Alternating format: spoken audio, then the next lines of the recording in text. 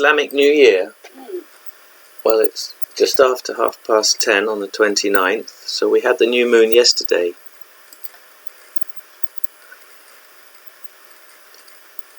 I'm doing a few things here. We're about to watch a video here from Jack Cornfield. Facebook memories. Facebook's in a bit of trouble in the news, it was yesterday.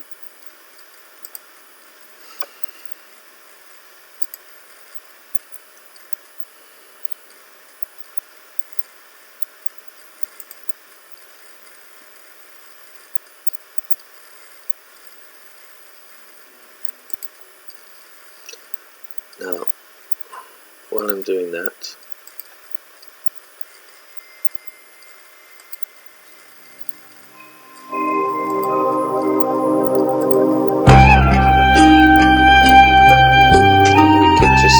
open up Firefox and download some videos.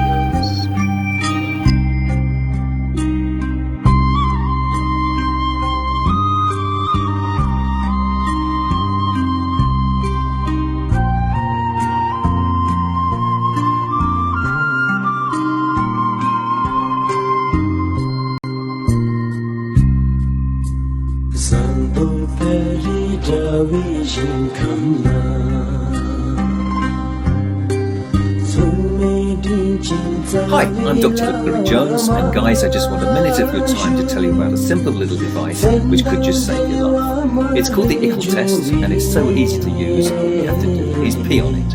And what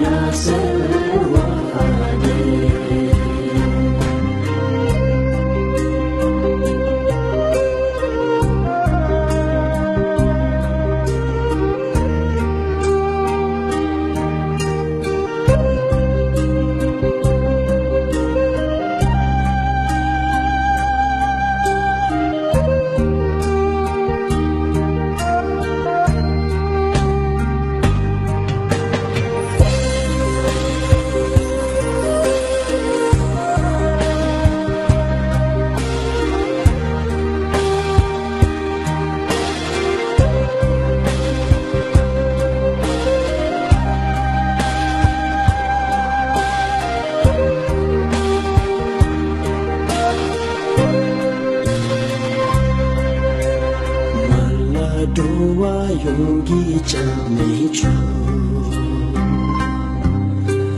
Yalla la da la mi chu bi Balla lo ma yogi chi no chu Ho sarwa de so tu ji chin gi zi Sarvate Sutu Jichingi Hasan Nambakari Sudepi Doken Lama Chodama Deva Tuji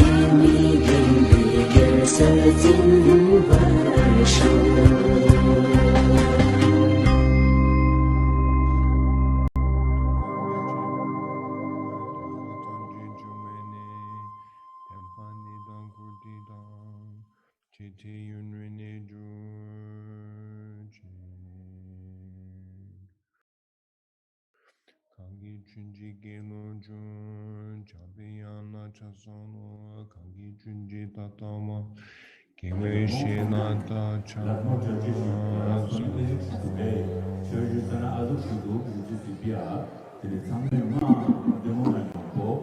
I bow to Manjushri through his kindness, a virtuous mind arose. I also bow to the spiritual presence, whose kindness made me thrive.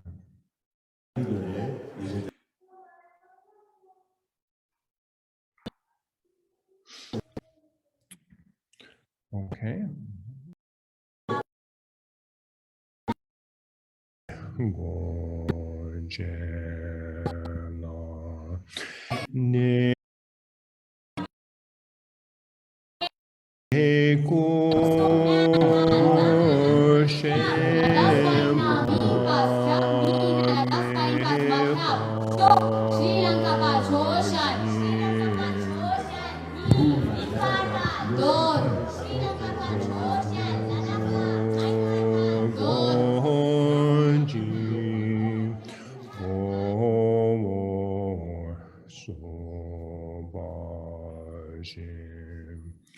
Mengatego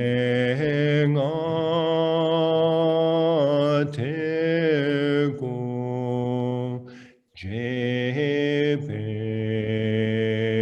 alamala jundu soma depe gorjela.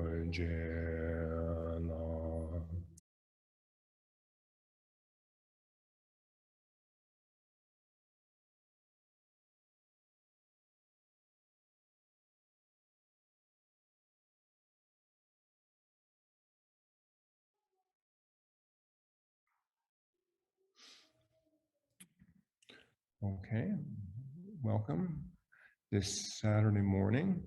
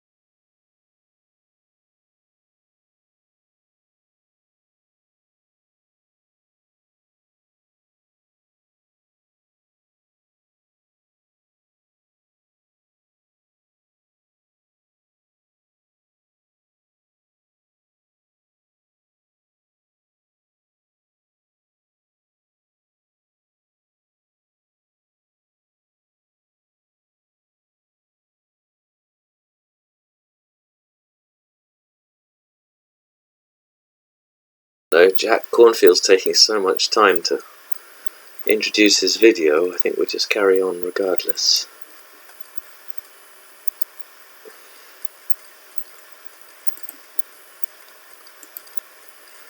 So what we're doing here is we're downloading these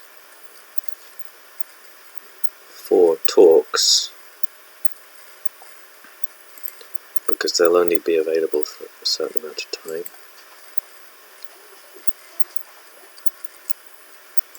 That's what we're doing there. Email. Okay.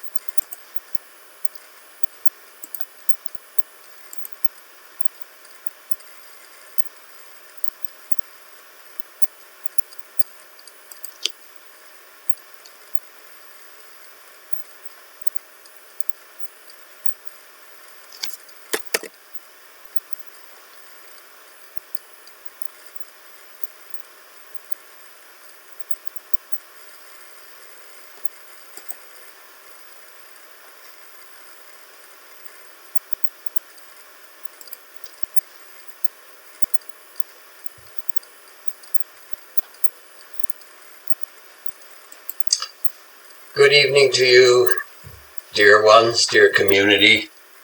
Very happy to be back and happy to see you tonight. Happy that you've joined and taken the time that we get to both sit together, listen to some teachings, have a conversation.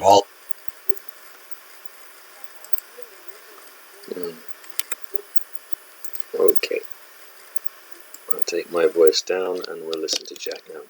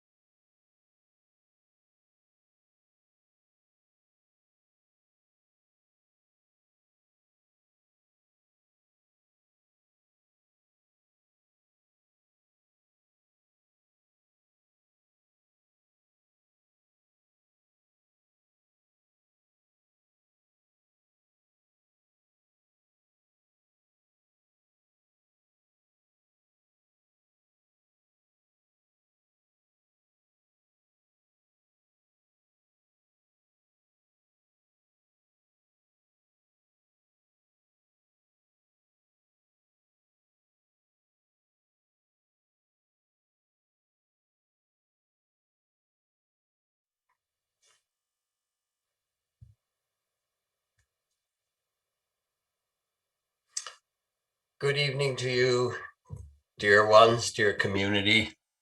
Very happy to be back and happy to see you tonight. Happy that you've joined and taken the time that we get to both sit together, listen to some teachings, have a conversation, all of those things. Conversation of the heart.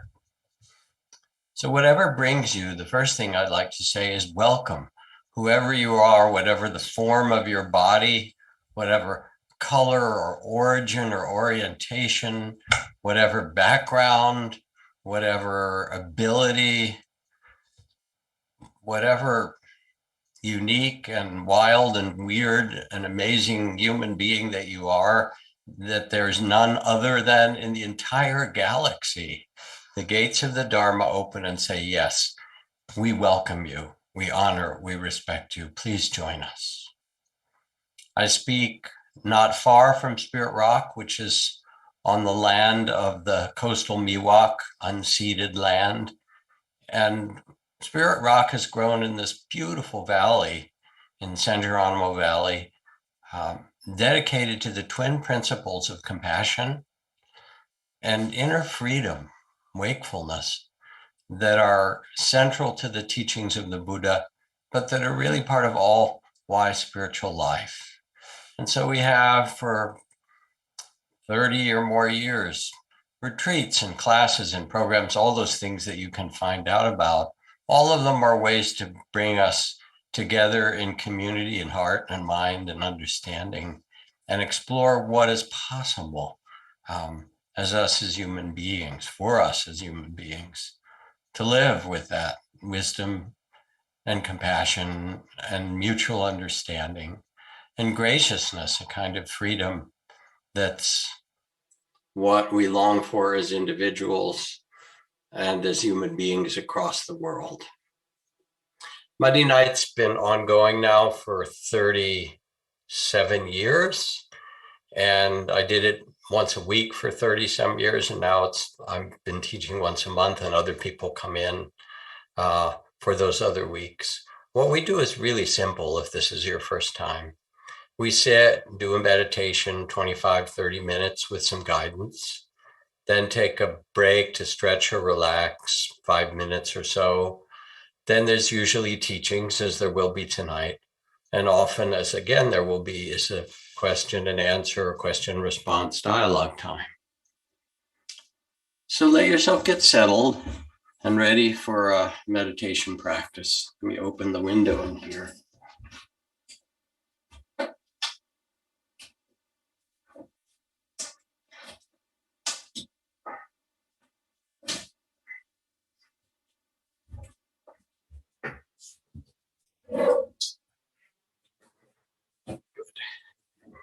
Find your seat in a way that's stable and comfortable and at ease. And tonight I'd like to do a guided loving kindness meditation practice. There are many, many versions of it. You can find them online from Sharon Salzberg and Tara Brach and Joseph Goldstein and many, many other teachers. And this will be one version, and you can see what works for you. There isn't a right way to do metta. Sometimes the practice of cultivating loving kindness is just to radiate love without words. Sometimes it's to begin by holding yourself with kindness again and again. And tonight we'll use one of the classic practices, which also involves the inner recitation of phrases of well-wishing toward others and toward yourself. And it invites, in whatever way you can, the quality of kindness. The images and the words are an avenue to opening the heart. But the most important thing is not to use it to judge yourself. Sometimes it feels beautiful. Sometimes it's so-so. You know how meditation goes. Sometimes it's frustrating, or it brings up its opposite. How can I feel love? I'm so angry at that person. And then what do you do when you feel that? You hold that too with compassion and kindness. If it feels mechanical, you hold that with kindness. You just receive what arises and trust that the field of kindness itself is what matters. So sit comfortably. It's hard to do metta, loving kindness practice if your knees are killing and your back's aching. So you want to be a little bit at ease and let your eyes close gently for the next 25 minutes or so.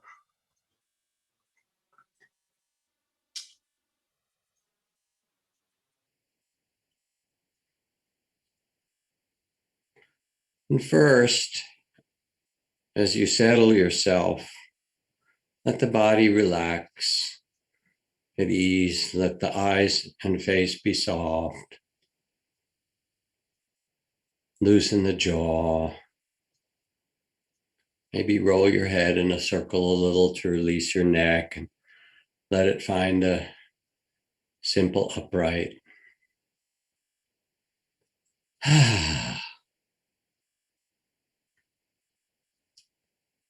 Let the shoulders relax and the arms and hands rest easily.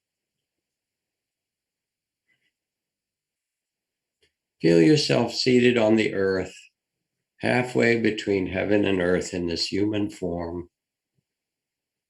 And let go.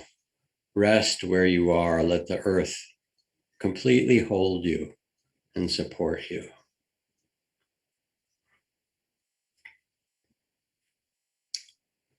Let the belly be soft and the breath natural.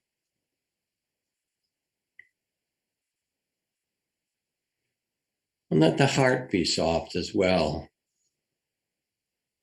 so that you invite a quieting of the mind and a tenderizing of the heart.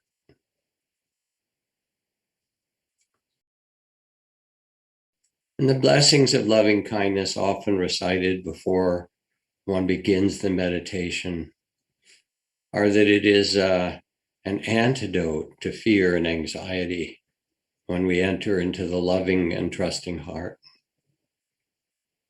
That when we cultivate loving kindness, others will love us more commonly, and animals will notice and care, and elephants will bow as we go by, it says. Children will be happier around us, and we'll be happier. Our dreams get sweet, our thoughts get easier. We become more gracious with the difficulties of life as we open the heart.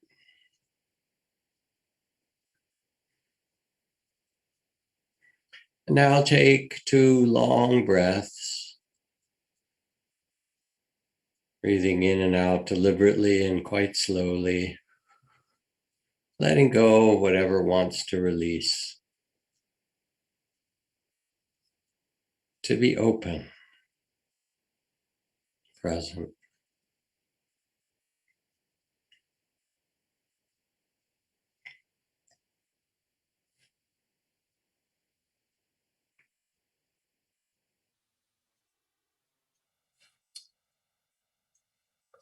And now in this present moment, letting yourself settle and setting the intention to awaken the field of loving kindness. Let yourself think of or picture, or remember someone that you care about where it's easy, not a conflicted relationship, but someone where it's easy to feel a natural care and love.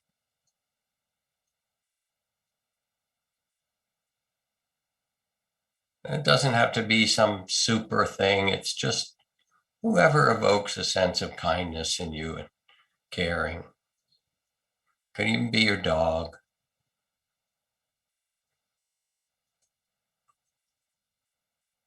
And when you remember or think of this being, likely a person that you care about,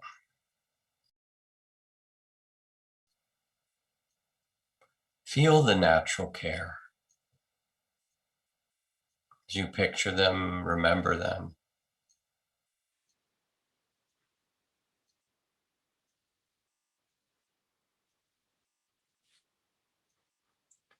And then begin very simply whispering phrases of well-wishing inwardly.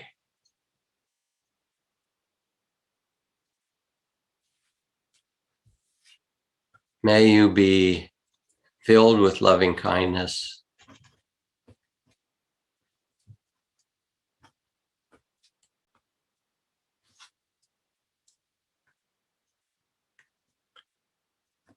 May you be safe and protected.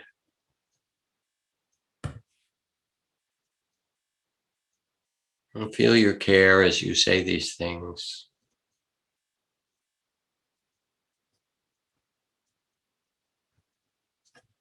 May you be well and strong or healed.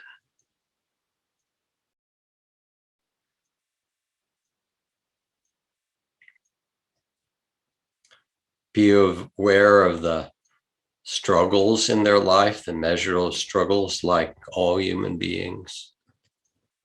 And feel the tender compassion that comes with what they struggle. May you hold your struggles in compassion.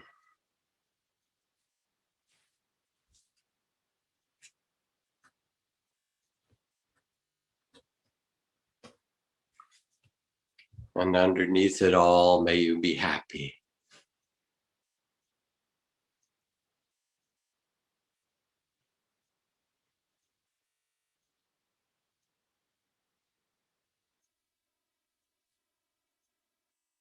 May you be filled with loving kindness.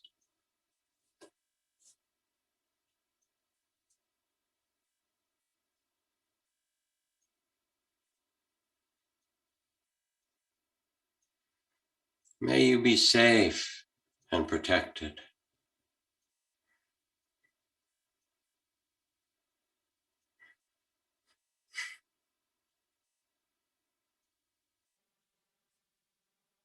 May you be well and healed and strong.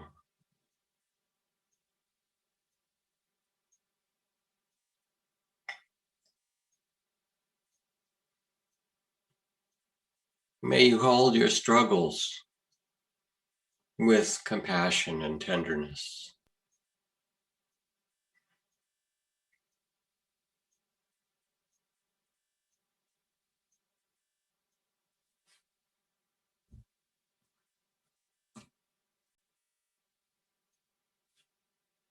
May you be happy, peaceful and happy.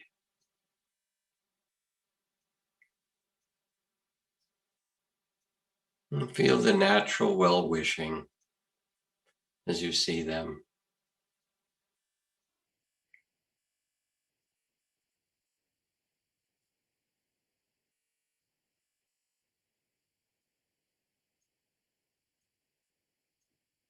Now pick a second person, a second being where there's a natural caring and love, again, uncomplicated and easy.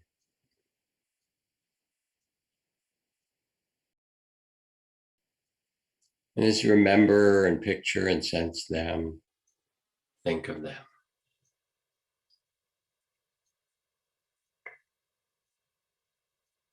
Offering the same well wishes.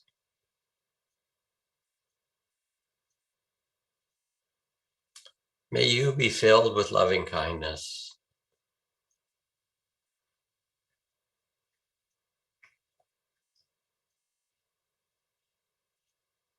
May you be safe and protected.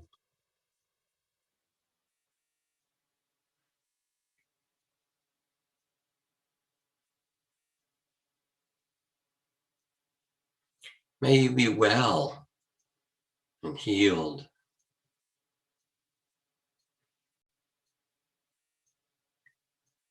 Strong.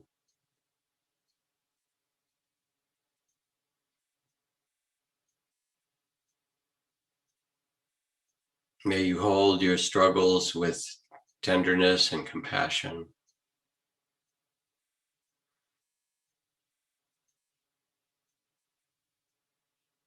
courage.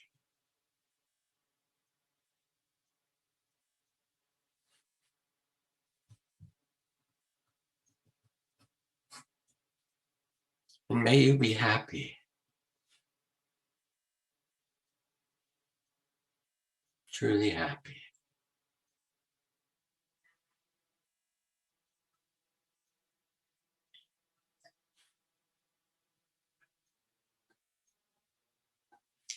Now let yourself imagine, picture that these two beings that you care about are there in front of you, gazing back at you with eyes of kindness, for they want to wish for you the same loving kindness you extended to them. And together they gaze at you and they whisper, may you too be filled with loving kindness. Receive it, imagine their blessing, their kindness toward you. They want you to have this.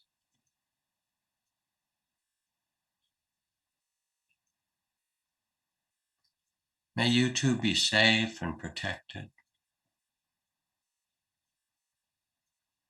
Feel their care.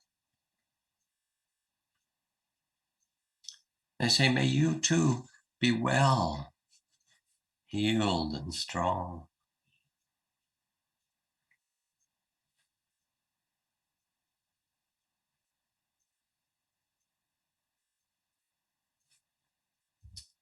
May you too hold your struggles with compassion and kindness.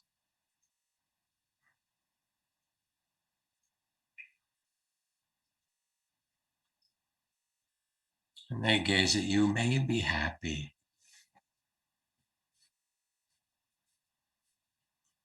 Like blessing you, may you be happy amidst it all.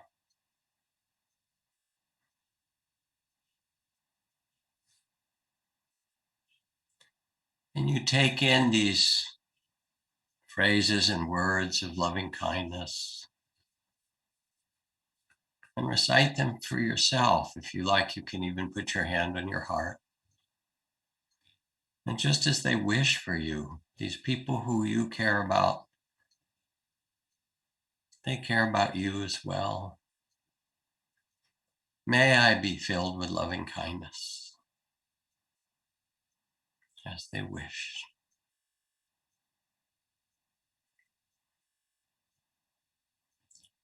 May I be safe and protected.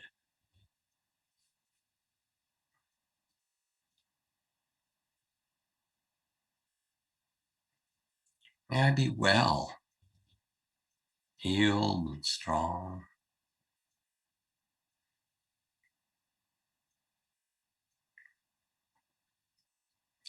May I hold my struggles with compassion and courage.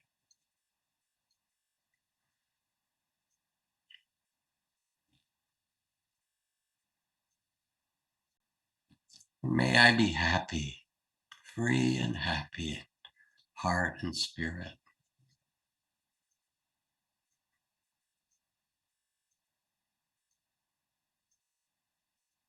Filled with loving kindness. Safe, protected. May I be happy.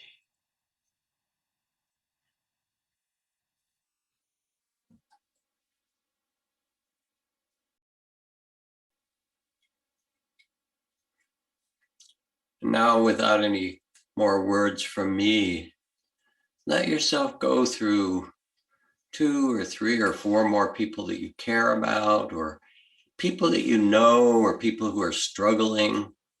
Or beyond them, you can spread your loving kindness out to groups of people, places in the world where they're having difficulty, to refugees, to children, women, beings. But start a little closer to home, to a couple or a few more people you care about, and then become a beacon or a lighthouse and spread it more broadly, Bodhisattva, using your own phrases and well-wishing. Avatar, Spread the metta, the loving kindness, Sempe, like light,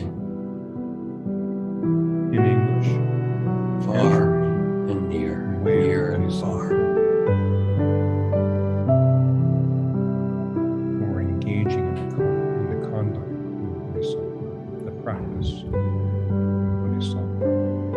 And then the homage of the translators. I prostrate to all Buddhas and Bodhisattvas. Sanjay Dan Chanchup Sempa Tam Chela Chaksalmo.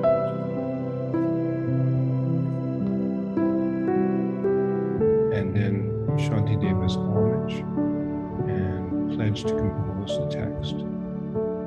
Prostrate with respect to the suitors who have the Dharmakaya and their offspring, and also to all worthy of veneration. I'll teach in brief, according to the scriptures, the way to enter the Bodhisattva's vows.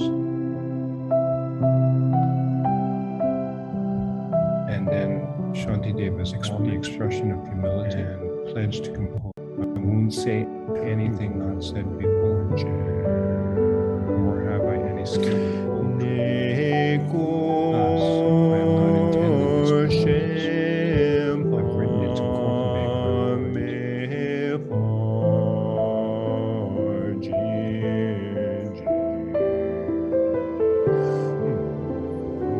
arousing joyful intention for the topic of the text.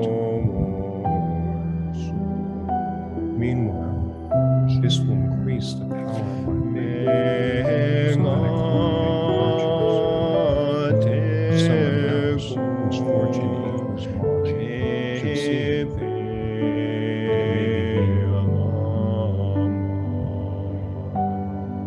the main body of the teaching begins on verse 4. Verse 4 and verse 5 are the basis of support. I've gained what is most difficult to get, the leisures and resources to better achieve. If I do not accomplish good while here, how will I ever come? Just as between the clouds on pitch black nights, lightning reveals the heavens for an instant. Thoughts of the merits of the Lord rise for a rare moment to the Buddha's power.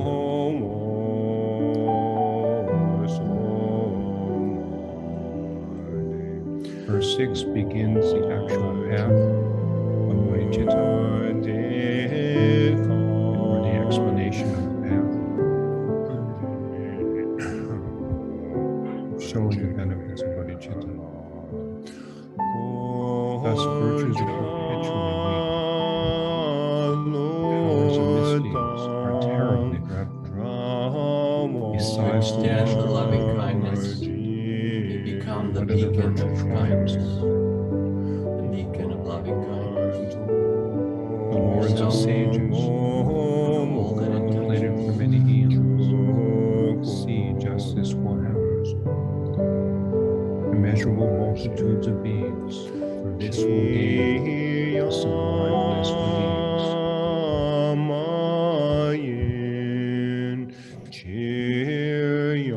No one should ever forsake bodhicitta, who wants to dispel being's unhappiness, vanquish the hundreds of miseries of existence, and partake in the many hundreds of joys.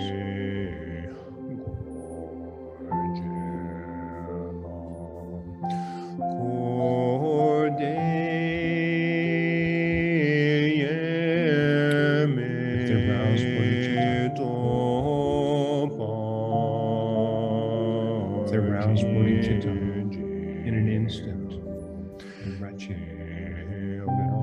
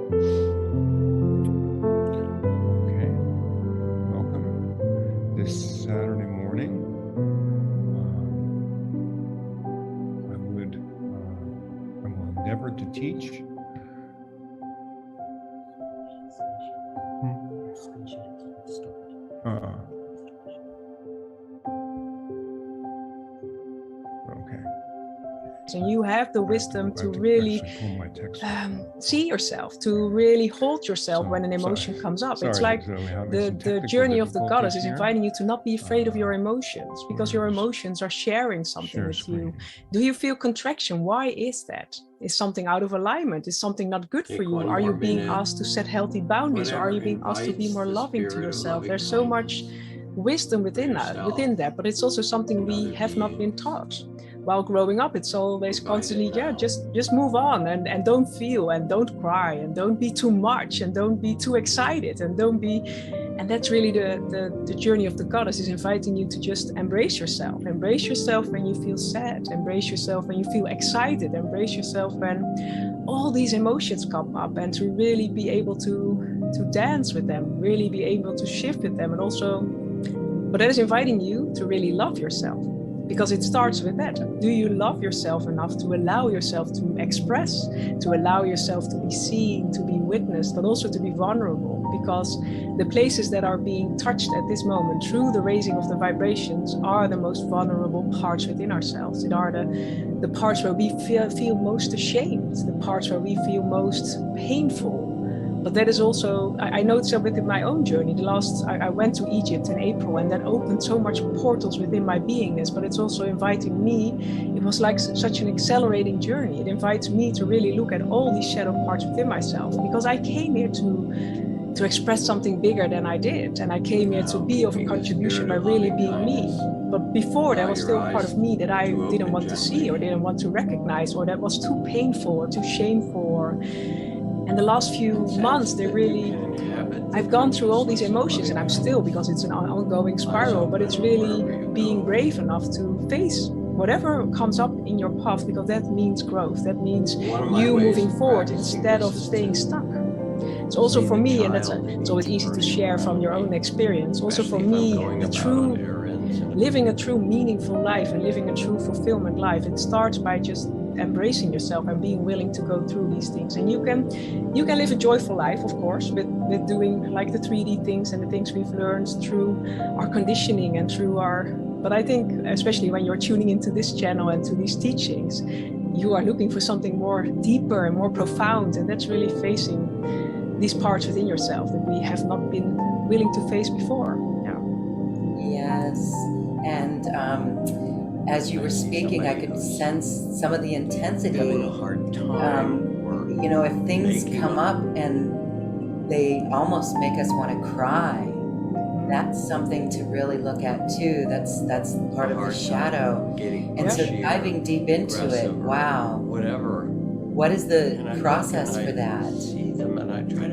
But it already starts with that we have been taught that crying is not good, because it's away from our body, our field of sharing, like something is out of alignment, or it's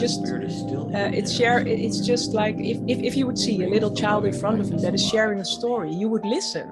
But somehow with your own body, through emotions, through crying, through wanting to yell, tries to tell you a story, tries to share something with you, like, I don't feel like doing this, or this doesn't feel right. Why aren't we listening? Why haven't we been taught to listen to these powerful signals? Because it's really, you have this beautiful vessel, this beautiful body, this beautiful tool in this lifetime that is here for a reason. These emotions are here for a reason, and it is starting to recognize that. And when you feel you want to cry, allow yourself to cry. And when you feel you want to scream, allow yourself to scream. And what I do, the most magical things are happening through me allowing myself to cry. So when I feel a denser emotion come up, I don't walk away anymore. I just face it. I just allow myself, I don't dive into the story, but I just allow myself to express.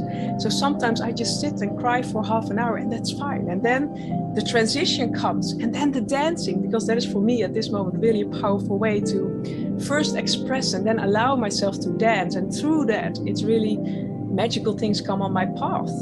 I receive new downloads. I suddenly get beautiful opportunities on my path. I suddenly get beautiful conversations and people. But it is by me really being vulnerable to me and allowing myself to be seen. It starts by really being willing to see yourself instead of wanting the rest of the world to see you. It starts deep within, and that's just going through these things. But the reward is so magnificent. But it's just, so there's so much to share about this.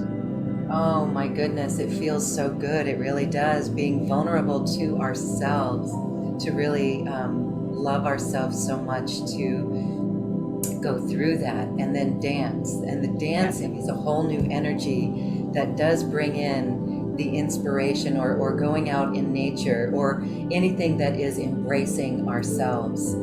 So I love it. So have yourself a little cry. Some of us might call it a pity party.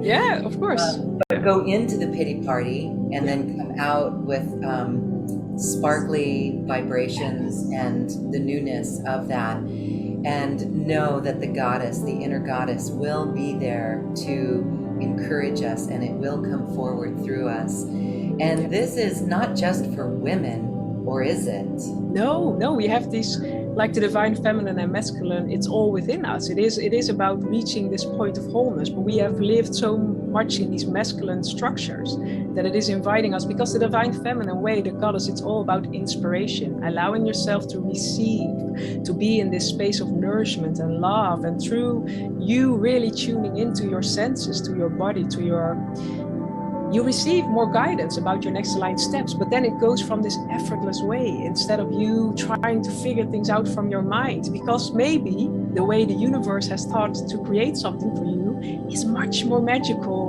than we could ever hope for. That's what I noticed within my own journey the last few months. It's like I can think of manifesting something and trying to force it through my ego mind or my thinking or the how and the when and the old masculine structures. But now it's just in me allowing, and just allowing me to receive the guidance. And the outcome are most of the time even magicaler than I could ever hope for, because I am now creating new things. I'm not creating things from the old constructs. I'm creating things from this new divine feminine energy.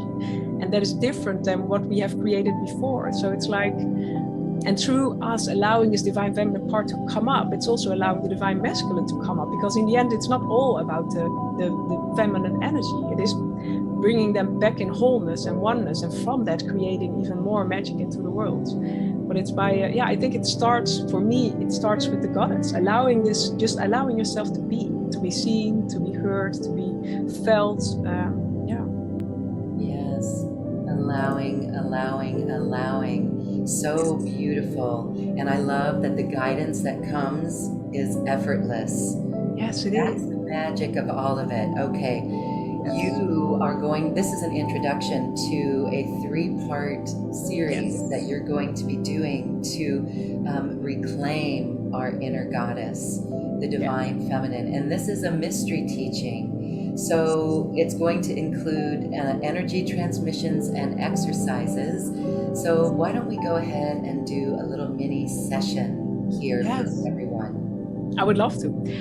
For people that already know me or not know me, I work with light language, and what I've noticed is, so we have these parts where we can just go through ourselves, but there are also these parts that sometimes we are not known about, or that have come from past lifetimes, and it's really time to just burst through all these energies, but from this loving and compassionate way. And that is what light language does. It passes by the mind, and it's just a soft way to connect with your soul and with the essence of you, and a soft way to releasing whatever is not serving in your field, in your body, so you can become even more.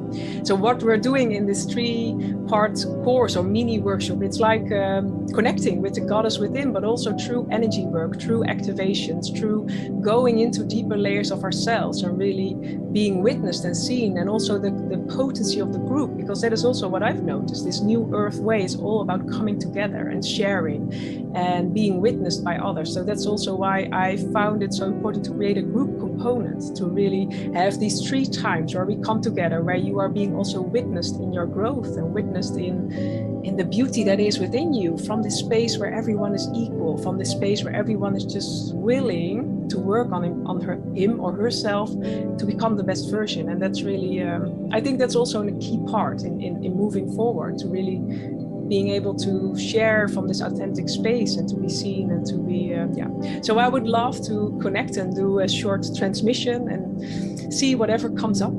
So for now, I would just invite you to close your eyes, as this is really a moment of you receiving, really a moment of you allowing yourself to connect with deeper parts within yourself. So just slowly become aware of your breath, and take a couple of deep breaths in through your nose and out through your mouth. Breathing in love and grace, and breathing out everything you do not need anymore. And there's nothing you have to do. You can just listen to the guidance of my voice. And just take another deep breath in through your nose and out through your mouth. And just feel how you are sinking in your body, how you are connecting with deeper parts within yourself, just by your awareness.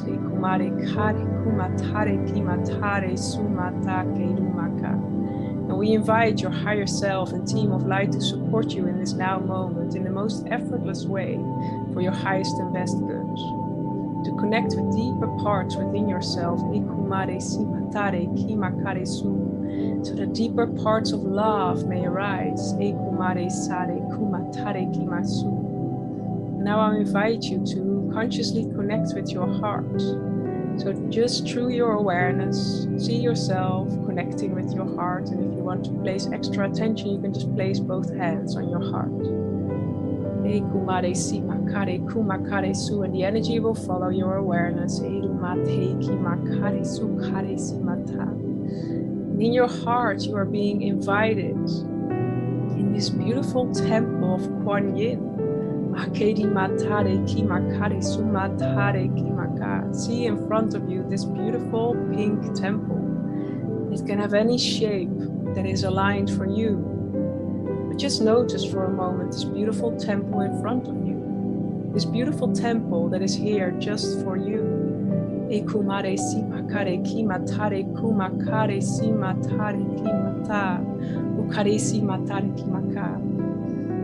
Kuan Yin is inviting you to join her in this temple. And just see yourself walking with her, entering this beautiful temple with pink light everywhere, soft colors and beautiful sounds and beautiful smells. The moment you step into this temple, it is like you are being embraced in this field of love and nourishment. And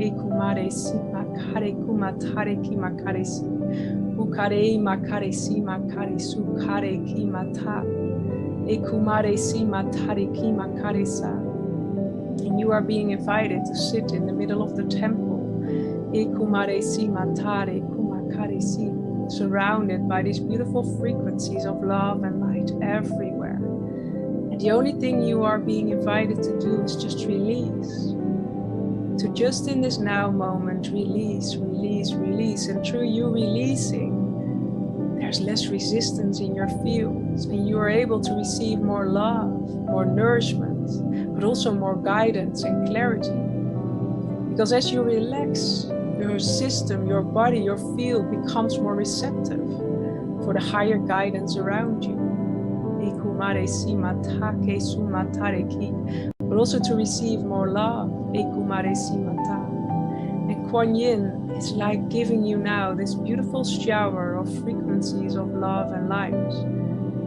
And just feel for a moment how these beautiful frequencies infuse in every part of your body, in every part of your being, and how you can just allow yourself to be present, to receive, and there's nothing you have to do.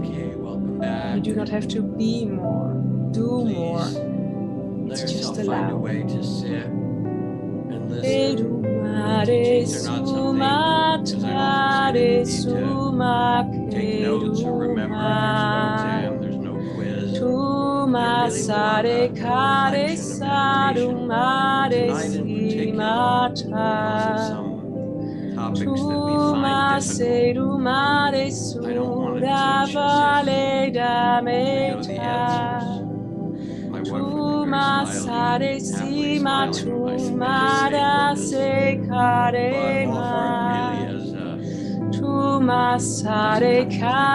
But offer it really as a reflection. And what I'd like to talk about tonight is wise society. Part of the reason for doing this is that last month after I finished giving that talk, the long, quite wonderful story of Sir Gawain and what it is that women want, those of you who attended, it's a story I love to tell. Part of my reason for telling it was actually in response to the Supreme Court decisions recently, especially that about access to abortion, but other things as well. And the story really links to that Powerful in a certain field way, of love but is I didn't swirling do it around explicitly. And I felt long of afterward, joy like, hey, into the organs you and know, systems I of our didn't really body say that what I need this wanted to say. vibration, that are maybe a bit So shut down, that maybe let's are a try bit it in a Kuan Yin blocked, is now different way. that inviting maybe you are to not connect able to fully with your absorb The this belly. first love thing is to say that is that it's a coming into our mistake physical This human to being. powerful believe center that of creation. So for this, Dharma I just want you practice, to the put inner your practice of hands crossed liberation, over your base chakra, is an individual in the matter. front of your body on the pubic bone.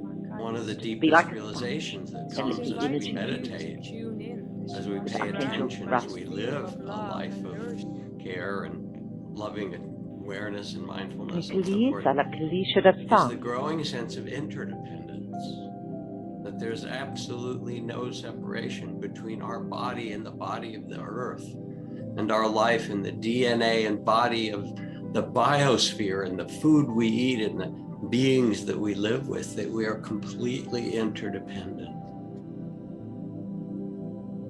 And so when I think about teaching meditation and Dharma and so forth, one of the things that's really obvious is that it has to include our embeddedness in the community in which we live. Mahatma Gandhi put it explicitly. He said, "Those who say that spirituality has nothing to do with politics do not understand what spirituality really means." They come together. And there are many, many teachings about wise society. There's a beautiful book called The Buddha's Teachings on Social Harmony, Social and Communal Harmony, by Bhikkhu Bodhi, with a couple of hundred pages of passages from the Buddhist texts and teachings on this very topic. In one passage in the Anguttara Nikaya, the Buddha says, there are 4 types of beings: those who practice for the welfare of themselves, those who practice for the welfare of others, those whose life and practice is neither for the benefit and welfare of themselves nor of others, and finally, those who practice for the welfare and benefit of themselves and others. And this is his invitation for a wise way of practice. And again, in another text, in the Mahaparinibbana Sutta, a beautiful text where he talks about wise society, he says, how can people live in harmony? If they meet together and listen to one another respectfully and depart in harmony, they will prosper and not decline.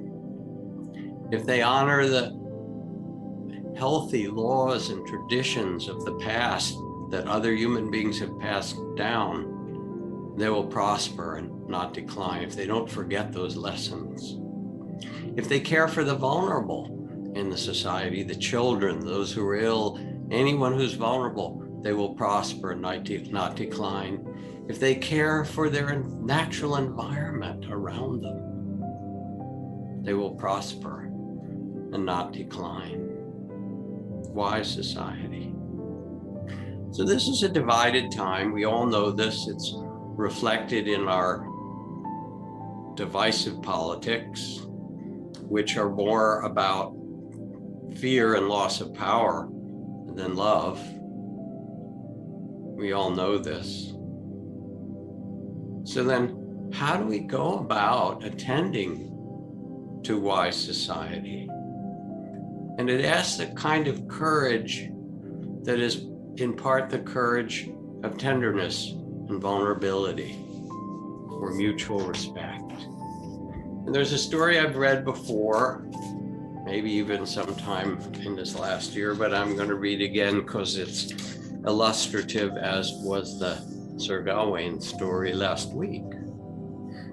It concerns a monastery that has fallen on hard times. Once it was a great order with many houses and monks and nuns, but with the rise of secularism and the decline of those who wanted to join the monasteries, we can see it in our modern culture. It gradually declined until there was only the mother house and an abbot and 4 others, all at 70 years of old age. Now, in the woods surrounding this great monastery, there was a little hut that the wise rabbi who lived in the town used to use as a place to meditate. And the monks who were tuned into their environment could sense when the rabbi had come, the rabbis in the woods.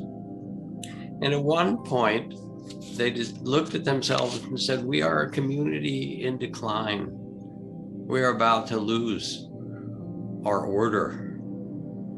I wonder if the rabbi has anything he could help us, say to help us. Some advice. So the abbot went to greet the rabbi, and as old friends, they embraced one another and gazed at one another. You know, it's tough being an abbot. Ajahn Chah went over, we took him to the Spencer Abbey to see Father Thomas Keating, one of these greatest Catholic Cistercian monasteries. And we stood there, and Thomas Keating was this great, big, tall monk wearing black and white sort of penguin-style robes. And Ajahn Chah was wearing his sort of dusky forest off orange robes, and he was sort of short and squat, and they looked at each other. And the first thing Ajahn Chah said to Thomas Keating, we were in the courtyard with the hundreds monks who lived there, and the abbot, he looked at him and he said, I'm so sorry. I'm so sorry. It's kind of a weird greeting, and I was translating. And Thomas Keating said, you're so sorry. What kind of greeting is that? And Ajahn Chah said, you're the abbot. And then he turned around and he said to all the people, monks gathered there, he said, you have no idea how hard it is to be an abbot. You should really treasure this man. And Keating had this big smile on his face after that. So the abbots, they embraced, and they talked about how hard things were in this world for those who are devoted to a spiritual life. And the rabbi said, I don't really have any advice for you. The only thing I can tell you is some sense I have that the Messiah that you wait for is somehow among you. What a strange things to say. But that's what he said, and the old abbot of the monastery went back after seeing the rabbi, and they asked, what did he say? And he said, well, it's the strangest thing. He said, the Messiah is among you. I thought, what could that mean? Could it mean that one of the monks is the Messiah? Do you suppose the abbot? You know, he's our leader for more than a generation. On the other hand, he might have meant Brother Thomas. Certainly, Brother Thomas is a holy man, a man of light. Certainly, he couldn't have meant Brother Elred. Elred gets crotchety at the time, but come to think of it, even though he's a thorn in people's side, when you look back at it, Elred is virtually always right. Often very right. Maybe the rabbi did mean Brother Elred, but surely not Brother Philip.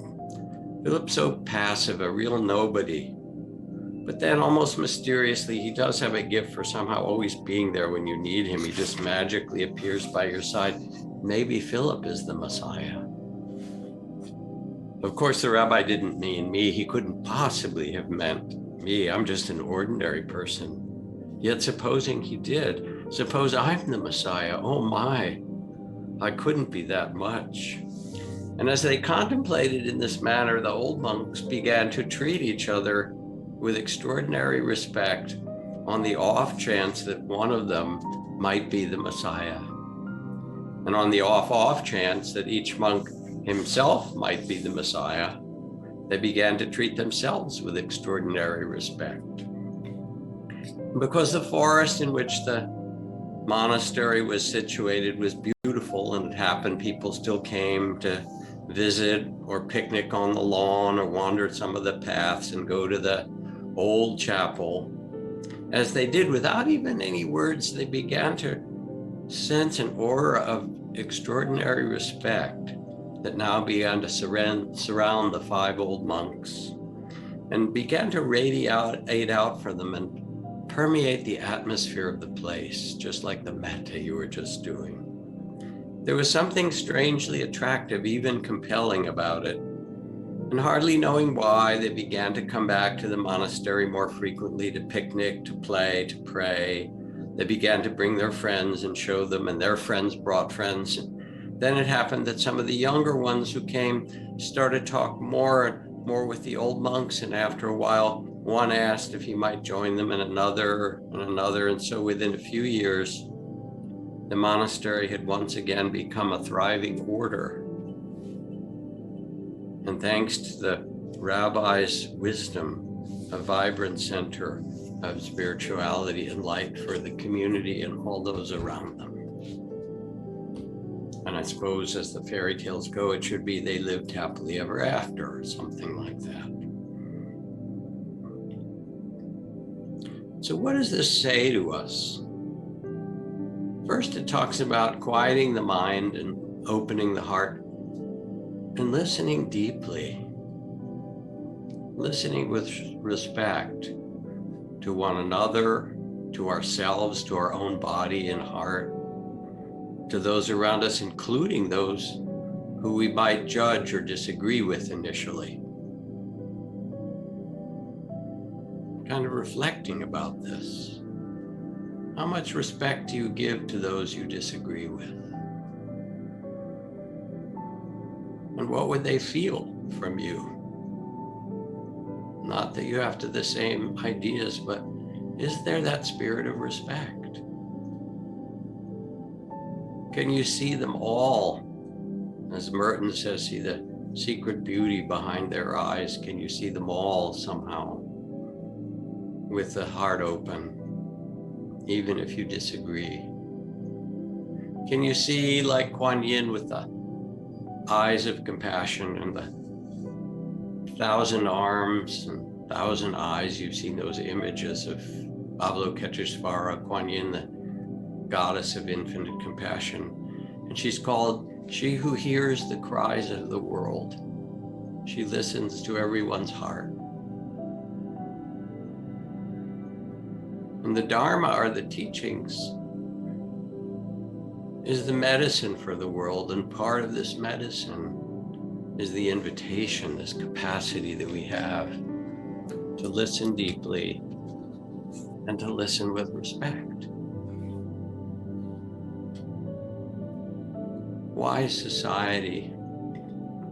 The teachings of the Dharma, beginning with the Buddha's Four Noble Truths, say that suffering for us as human beings in this human incarnation exists. Anybody not have that? You can have your whatever you paid back.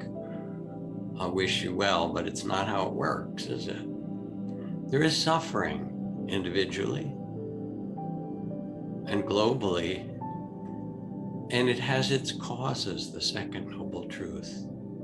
The causes of suffering are greed, hatred, and ignorance. And the more that we live with and promote and embody greed or hatred and all of its judgment and anger and so forth, and ignorance, the more there will be suffering. And yet, the opposite. Instead of greed, the more there's generosity. Instead of hate, the more there's love and care. Instead of ignorance, the more there's wisdom and truth-seeing, truth-telling. Then the greater happiness and well-being. It's not very complicated. A little bit. I'm not quite sure the word. I was going to say horrifying to look around the world, because there are so many avenues that are promoting greed in our culture, promoting hatred, promoting lack of truth and ignorance.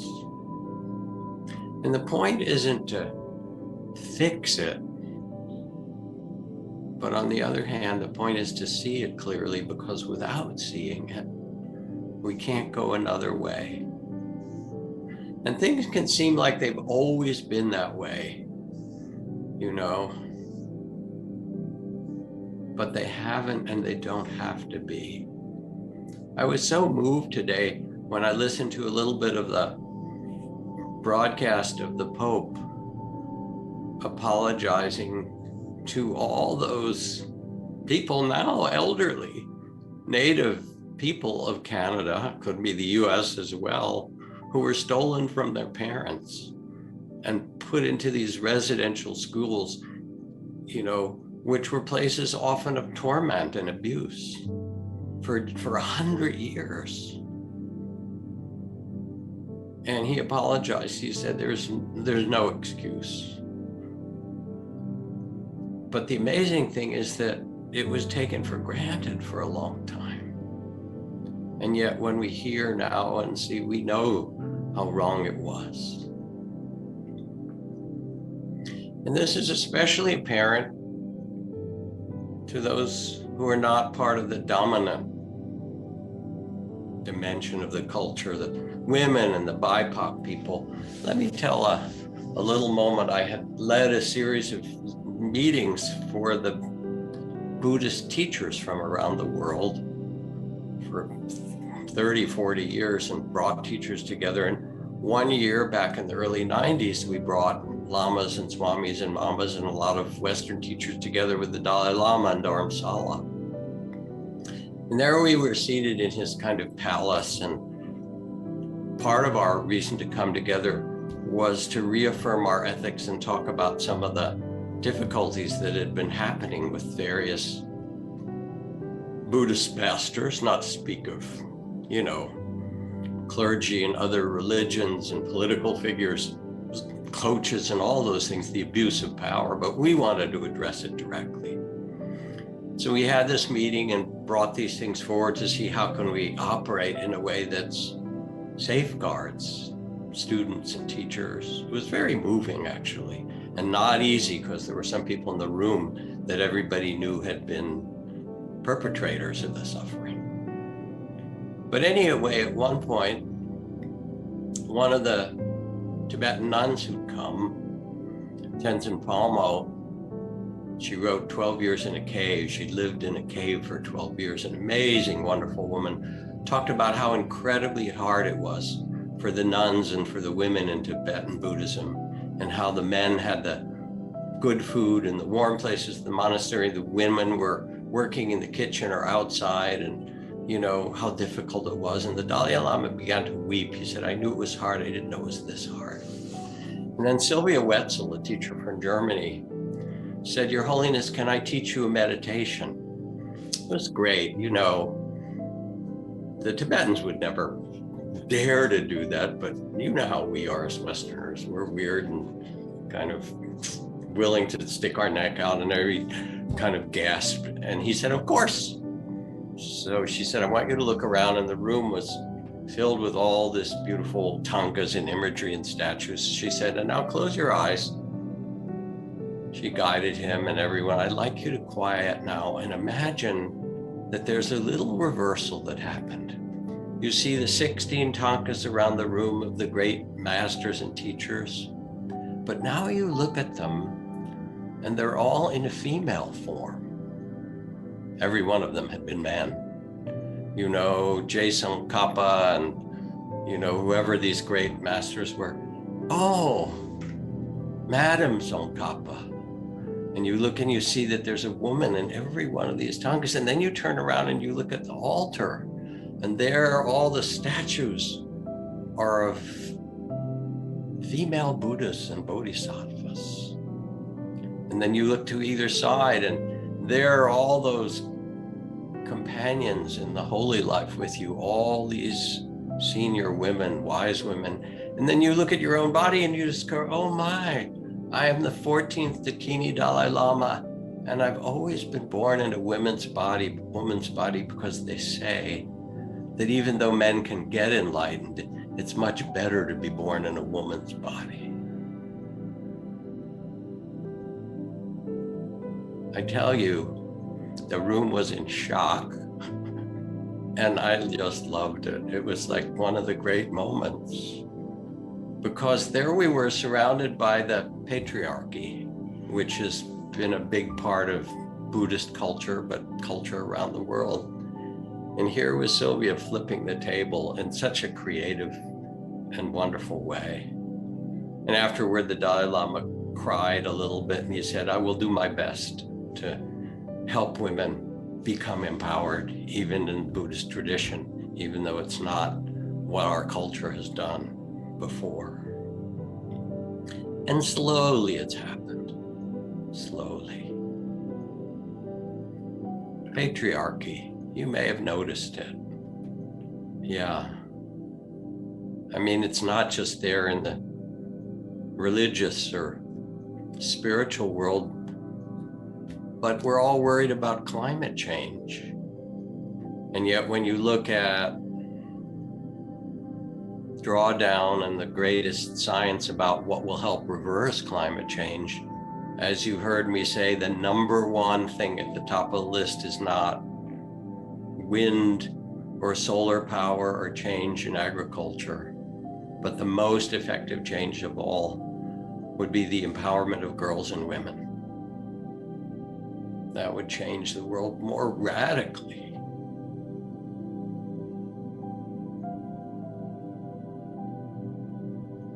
So this means we have to listen like the monks to one another in that story with a kind of respect for each being, not in the old way, but in a sacred way, in some new fashion. Even those we might disagree with, like the Brother Philip and Brother Elrad in the story and so forth.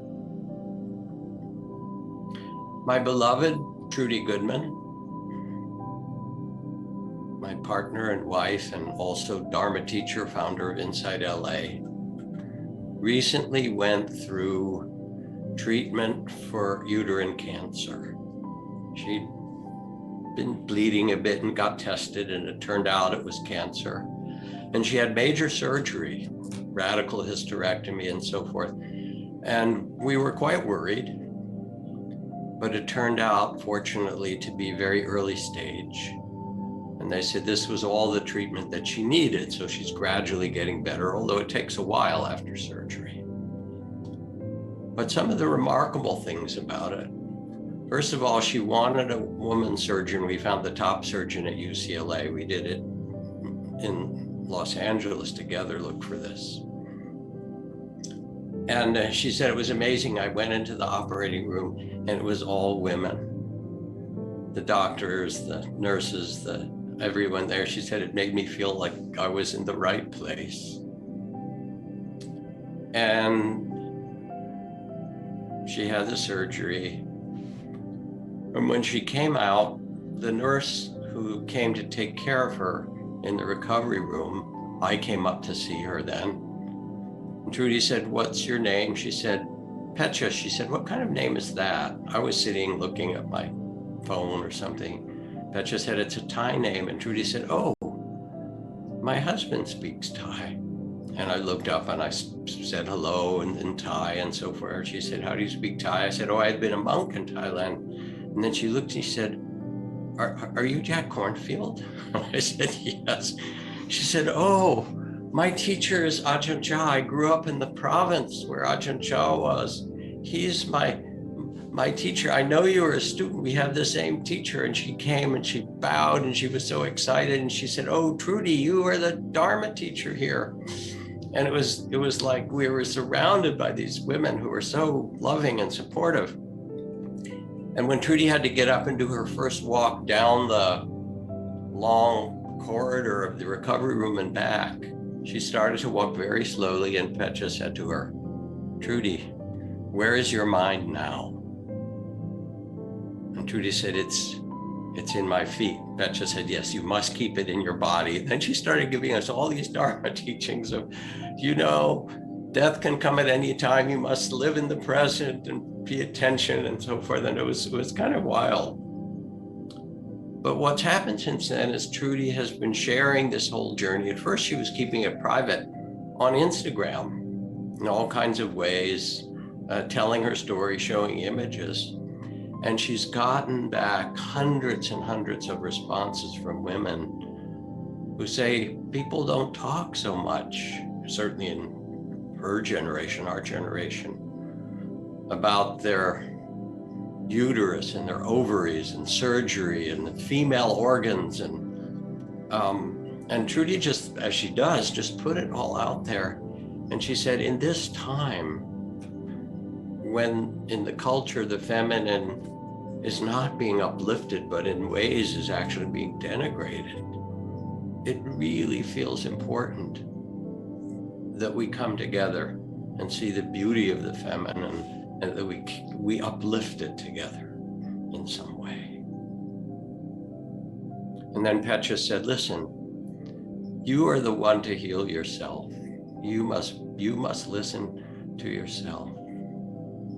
And I felt during this whole process these different levels of experience. One that was predominant at times was a concern and a worry. Will she be okay? I love her. You know, all the thoughts that we have, especially for almost the week that we had to wait for the pathology report to find out how far the cancer had spread and what kind it actually was. And finally, we got this very good report. Another dimension at the same time was almost as if I could become vast and silent and say, well, this is human incarnation. Old age, sickness, and death are part of the noble truths of what the Buddha spoke about. It's what comes in a human incarnation. We may have many of them, in fact, and that's what's happening now. And there's this vast perspective, and the Dharma is to hold it all in compassion and to see it clearly, but not to be so caught by it. So now I want to move on and talk about something related and even more difficult, which is abortion. And I want to talk about it through the lens of sovereignty from the talk last week, for those of you who attended, what it is that women want, and from the lens of respect, because it's so polarized. And whatever your views about it, this is a reflection. It's a time to meditate and consider. Because it gets so polarized on one side. In the polarized view, it's always bad. It's a terrible thing. We must do everything to stop it. You know that view, the anti-abortion view. And then on the other side, it can be called a simple procedure. You know, it's a medical procedure. People should have the right to their own medical procedure on their own bodies. Yeah. But of course, it's not just a medical procedure. And it's not just one thing or the other.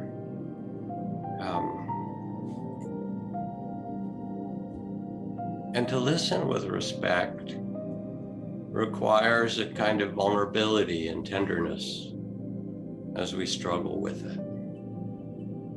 Long ago, when I was much younger, I was with a woman who got pregnant. And it was a little bit of a dangerous pregnancy because she got pregnant on a coil in a way that wasn't necessarily healthy. And we also were really not ready to have a child. And so we decided together to have an abortion. And it was hard. It wasn't just an easy thing, you know. It took a lot of consideration and care and thoughtfulness and pain in some cases and struggle.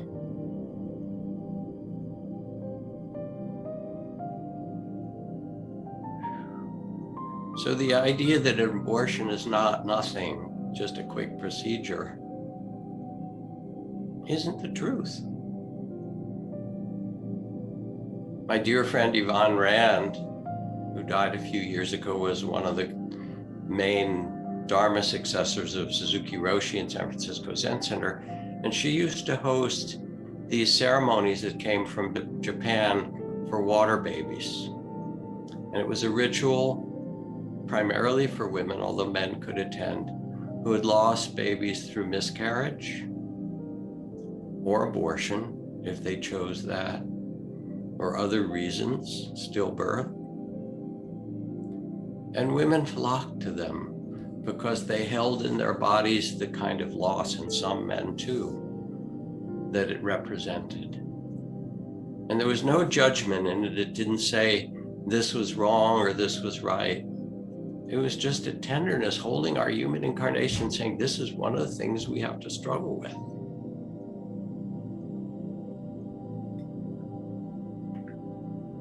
It's not nothing.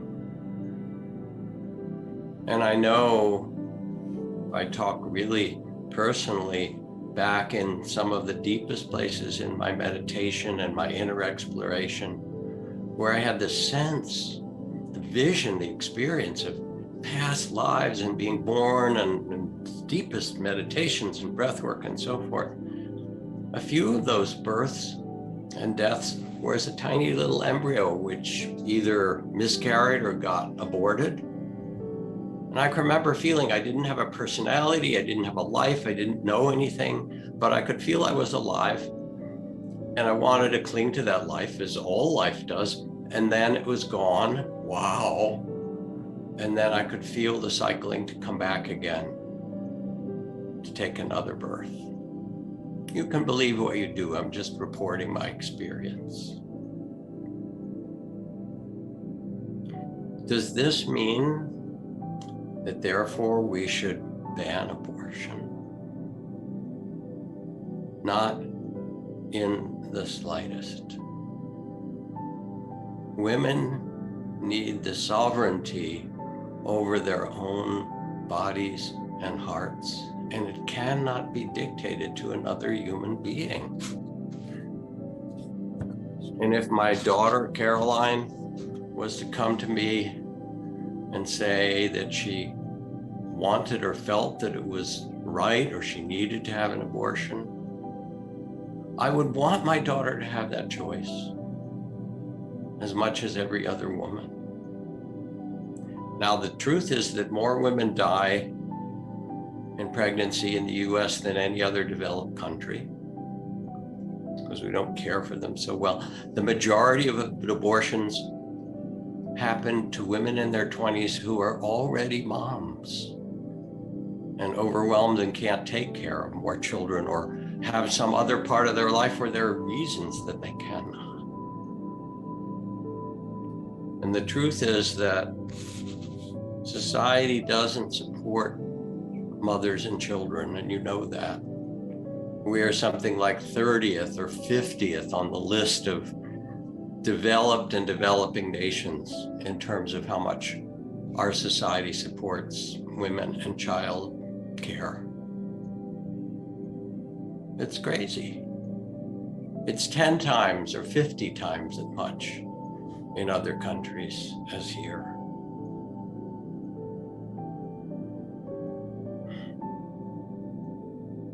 So what does this mean? It means it's not a simple thing. It's tender and vulnerable. It talks about the mystery of incarnation. It happens just as I described, feeling that experience and being born again and again for several times in that way.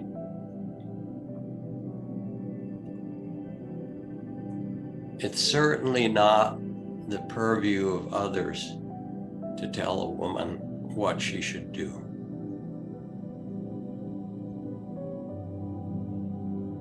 Even though I can respect those who are the most caring on the pro-life side, I can listen and really respect that. My deepest respect is for the sovereignty of women themselves.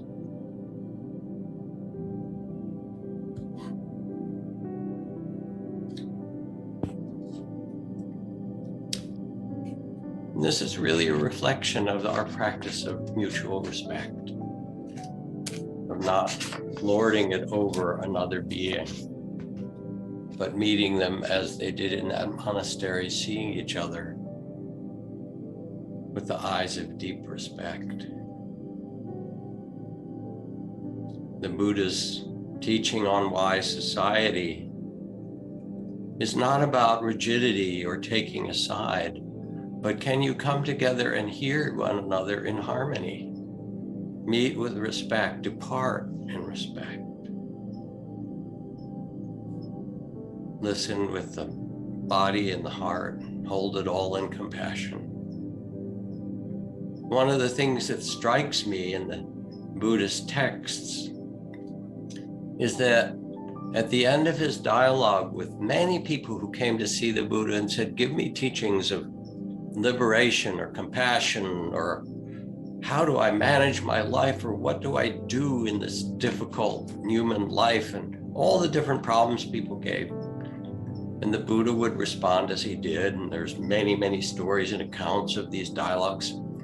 They end with him saying something very powerful. He looks kindly at that person as he was the compassionate one, and then he says, now it is time for you to do as you see fit. It's a really powerful phrase. He gave the best teachings he could. He pointed them. Often they had amazing experience. And he said, now it is time for you to do as you see fit. He placed it in the good hearts and hands of that individual who was there in front of him.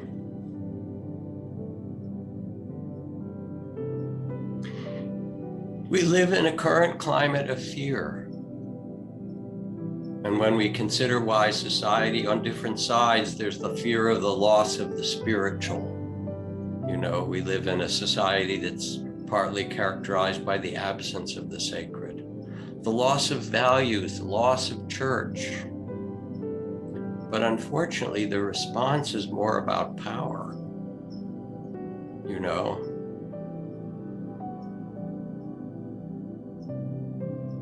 who's losing power, who has power? Not a response of love or a sense of the sacred. But the Buddhist teachings for wise society say one must look not at the results, but at the causes and conditions that allow for respect of the land, of climate, of one another.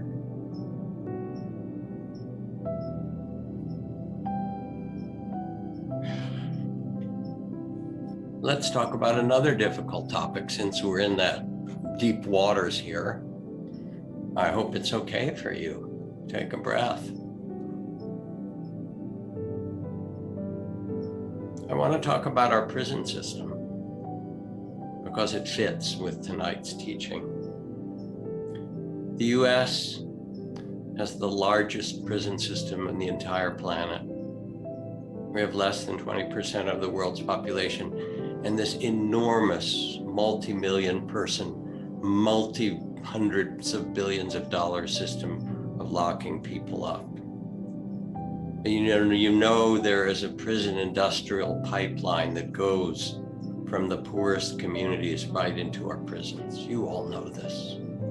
I remember when I brought a group of people together with the Dalai Lama, people who'd been in prison and practicing Dharma and somehow got out, to try to educate him about the US, because he seemed to think things were really good here in all kinds of ways. And he wanted to know, what is your American suffering? How can the Dharma help? So we brought these people together, and he was astonished to hear about the prison system. And I remember one of the young men said, you have to understand, Your Holiness. He stood up, his name was Amos. He said, man, you got to get it. They want us in prison. In my hood, in my neighborhood, that was where you were headed.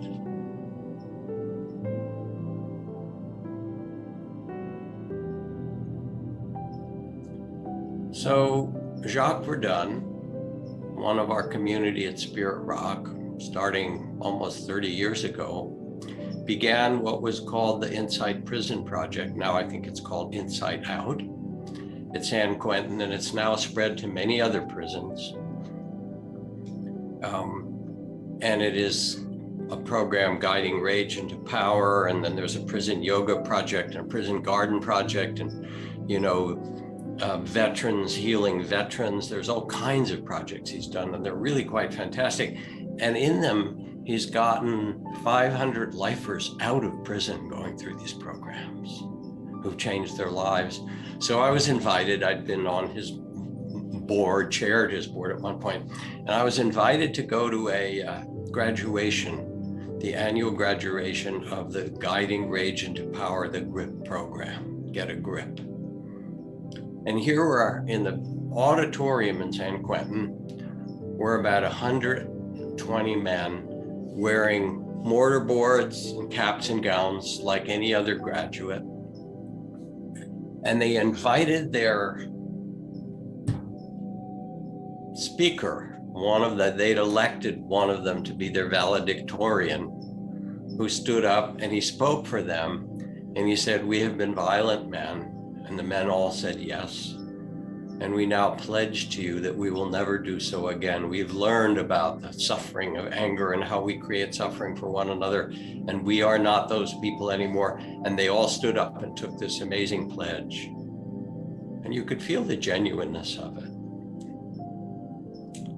And I gave a talk about the dignity of the human being and Buddha nature in every being or something, my usual spiel, so to speak.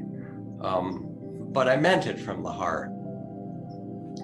And then Luis Rodriguez, who'd been the poet laureate of Los Angeles this last couple of years, and a great Latino activist and visionary and fine poet, got up to read them a poem. And he looked around the room and he said, "I can't read my poem yet." There were about 300 people in the audience, if you will, corrections officials and politicians and the local mayor and people, the families of these men. And I said, "You men, when you stood up and said you would not be violent men, you also gave us an apology. You said," and they said it collectively and deliberately, "for all the ways that we have caused suffering to those we hurt, to our families, to our communities, in all these ways, we feel that suffering now and we apologize. We deeply apologize." And you could feel it. He said, "I can't read you my poem because it's not just you who needs to apologize." And he turned around and looked at the room of the corrections people and the people from the police and the politicians and various other folks. And he said, "You know, it's we who failed you as well. Almost every one of you was born into a community where you as a child was not protected. You weren't protected from racism. You weren't protected from the poverty where you lived. You weren't given an education that really enhanced your life and protected you. There's so many ways we did not care for you or protect you. And standing here, I offer you an apology on our behalf for what happened to you." It was an amazing moment. Everybody in the room got quiet. Turned the tables. And then he read his poem. We're in this together, you know. When we listen with respect, like that story, we can see the causes and conditions. We can see how we treat the vulnerable among us, as the Buddha said, the homeless, the Dhaka, you know, those children who were brought here as young children and still can't live lives, even they never lived anywhere else. And our political system doesn't care for them. We're in this together, you know.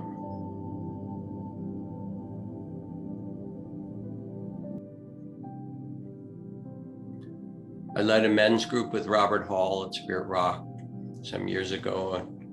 In the evening, we had a circle where men would get in the middle and tell stories of their lives. And one guy who was in the middle said he had a radio show in Los Angeles of blues. He said, and I'm on whatever it is, KPCC or something like that, every Sunday night. And I get lots of fan letters from people who love the blues. but I especially get letters from men who are inside prisons, because this is one of the things they have, is the ability to listen. And I got a letter one time from this man, Joe Johnson, and he said, I so love your show. I listen every week. I'm a great fan of the blues. And I'd like to ask, would you play some of the early classics, Blind Leonard Jefferson and Muddy Waters and some of the other great blues masters? So the week after he got the letter, he said, this is going out to a man, Joe Johnson, who clearly knows the history of the blues. It's an honor to play these songs for you, Joe. And he played some of the great old classics. And 2 or 3 weeks later, he received a note from Joe Johnson thanking him, saying, thank you. Thank you for playing those for me. And then he said, it's the first time in my life I can remember hearing my name said with respect. How about that? Talking about causes and conditions and respect for one another. We're in this together. Okay, one more story, since we're talking about difficult things. And we're reflecting, we're meditating. Let's talk about war. It's so easy to get fixated because there's a lot of propaganda. You know that word. It's flying around, baby. Now, it's true that what Putin is doing in Ukraine is terrible, but there's also terrible wars all around the world that we're not paying attention to, in Sudan and in Myanmar and so many other places. But if we look at causes and conditions, we have to understand something different. If we look through the eyes of the Dharma and respect for one another.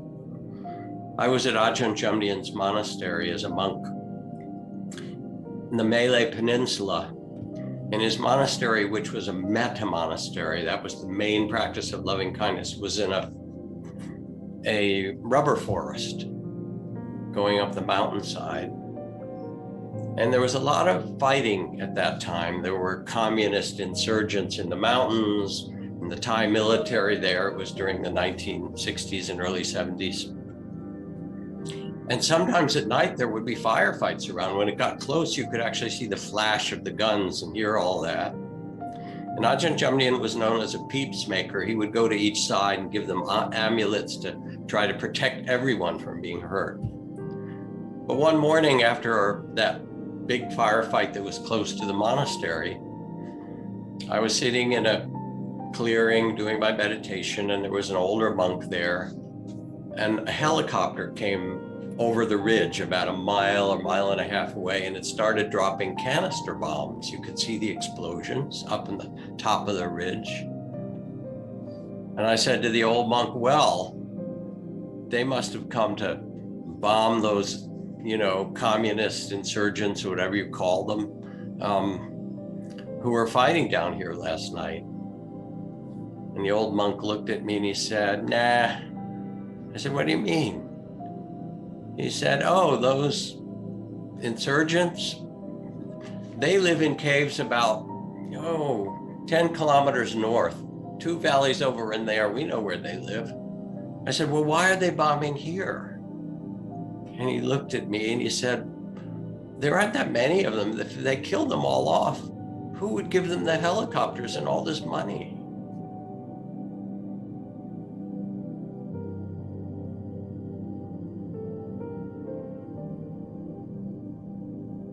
The Pentagon's so happy that we have Russia as a new enemy again, returned as an enemy. We who are the largest weapon suppliers on the face of the earth, and then worry that we're not safe. So we look at causes and conditions. If we look with respect, what does it mean to see honestly and listen deeply to the cries of the world, as Kuan Yin does? What is the answer? It starts in our hearts. Quiet the mind, open the heart, listen with respect, to see each other with respect, to see ourselves with respect, and to have both a vast perspective that this is human incarnation. It's not pretty. It's magnificent and beautiful and creative in all these ways. And it's also difficult. There is suffering. But there are causes and conditions, and it can increase or decrease. And if we honor one another, the sovereignty of one another, with respect, if we listen in ourselves in a deep way, the text says, others will be cruel, we shall be kind, thus we will incline the heart. Others will kill living beings, we shall protect them, thus we shall incline the heart. Others will steal or be greedy, we shall be generous, thus shall we incline the heart. Others will speak falsely, we shall tell the truth. Speak truth, thus we will incline the heart. Others will be arrogant, we will have humility, thus we shall incline the heart. Others will be unmindful, we will listen with mindfulness, thus we will incline the heart. Others will lack wisdom and compassion,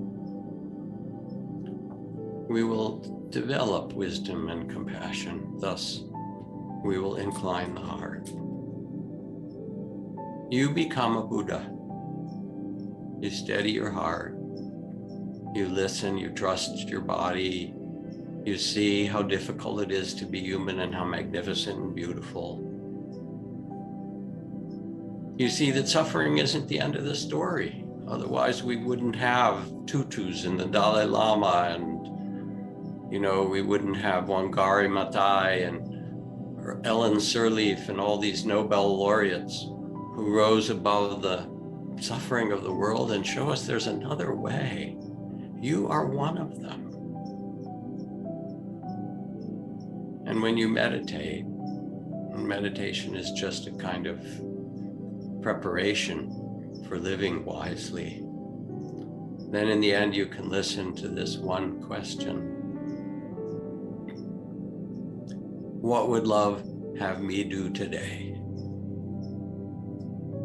With all these things we're concerned about, can we listen? Can we approach them, one another, with respect? Quiet the mind, feel the vastness of life.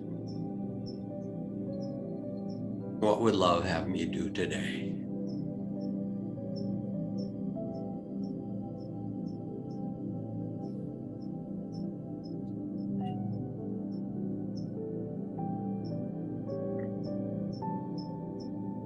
So these are reflections for you on difficult topics.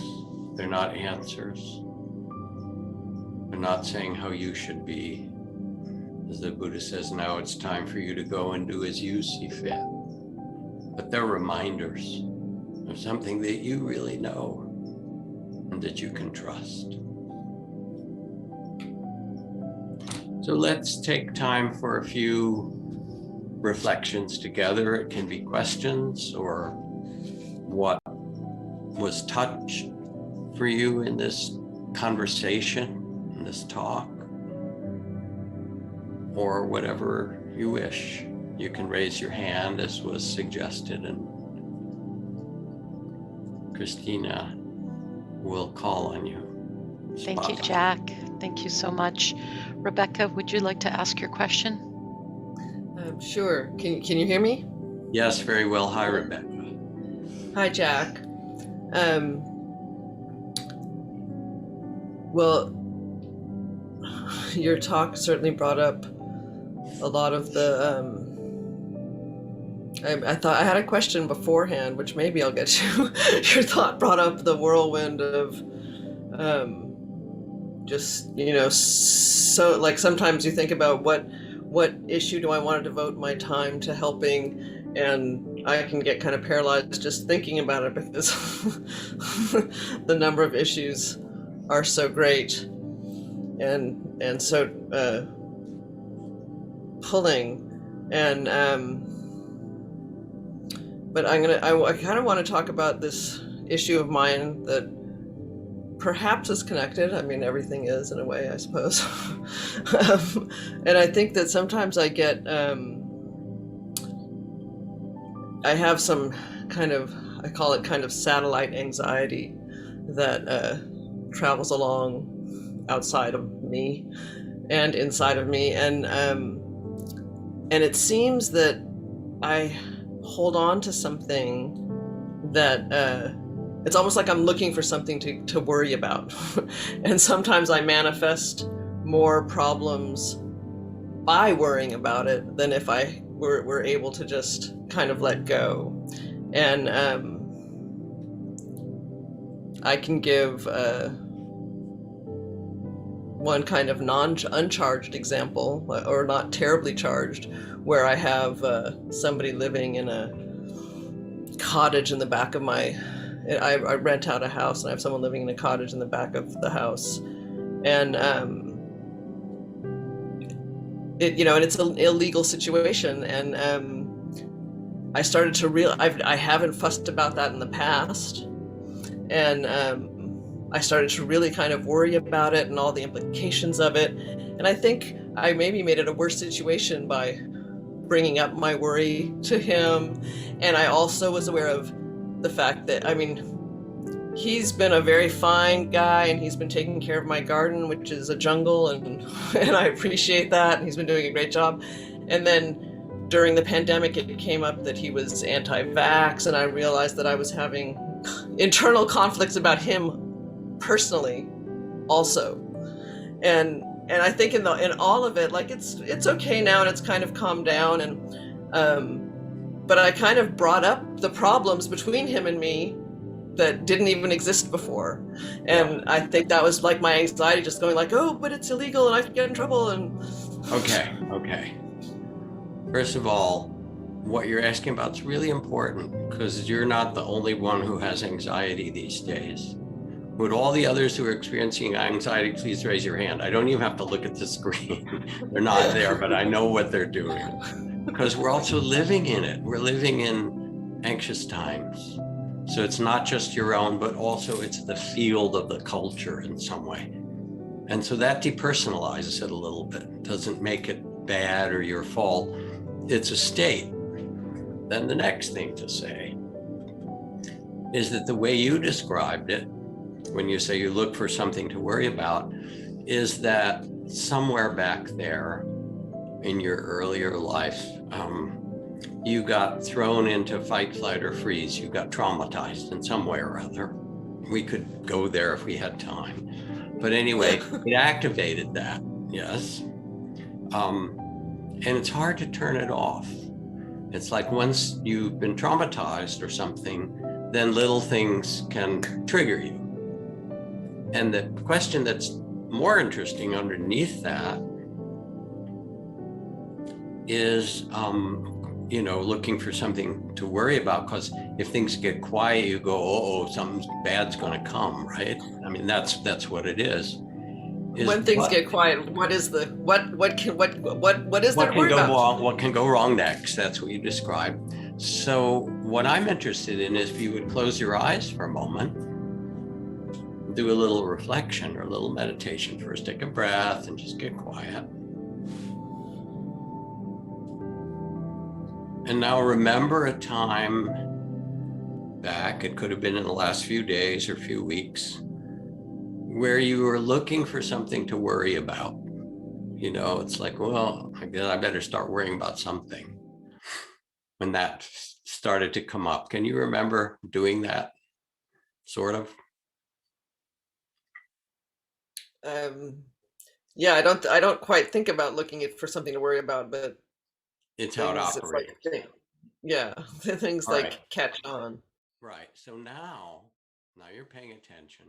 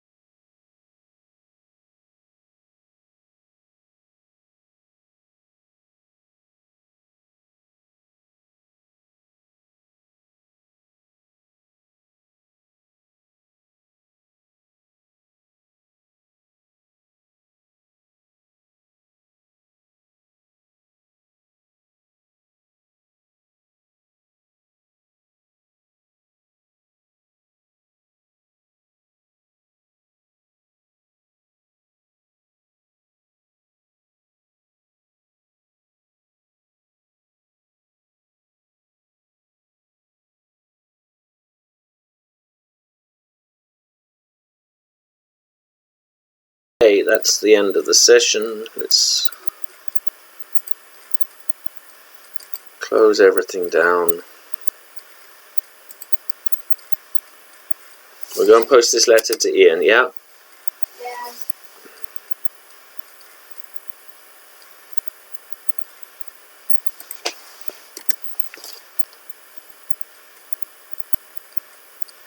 So I put the pad away now, yeah?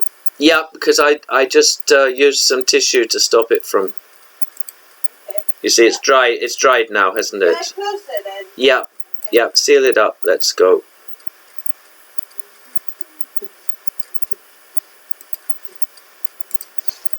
Charlie Barley. There's a Charlie boy.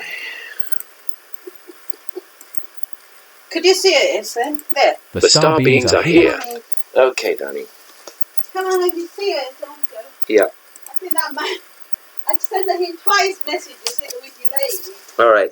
So, come on, honey. All right. Let's go. You met